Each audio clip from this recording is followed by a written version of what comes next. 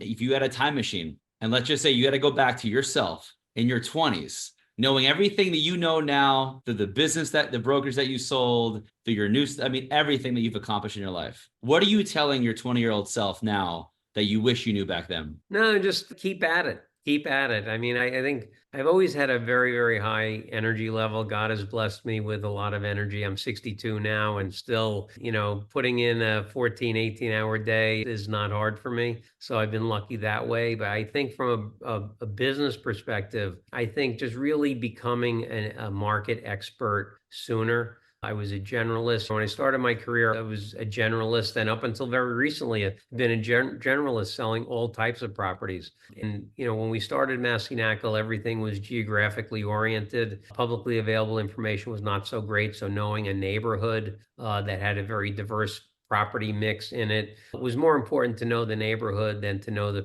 specific property type. Today, I think the property type is much more important. And that gets into a whole other conversation about knowledge and time being a broker's two most valuable assets. And you have to use time effectively and efficiently. But I think to go back and say, hey, be an expert in one particular niche and do everything you can to promote that. I also would have told my younger self, hey, get on the technology front sooner than later. I had the flip phone long after people had iPhones, didn't have a computer on my desk until 3 or 4 years after other folks had computers on their desk. I was very slow to pick up technology. So I finally got the message after 40 years, and I'm getting on the AI bandwagon before some other folks are. But yeah, I think it's pick up technology, push yourself, and just keep at it. Have the discipline to keep going and realize when you've pounded that rock for the 99th time and the rock is still in one piece, don't give up. Hit it the 100th time because that rock is going to split in half for you.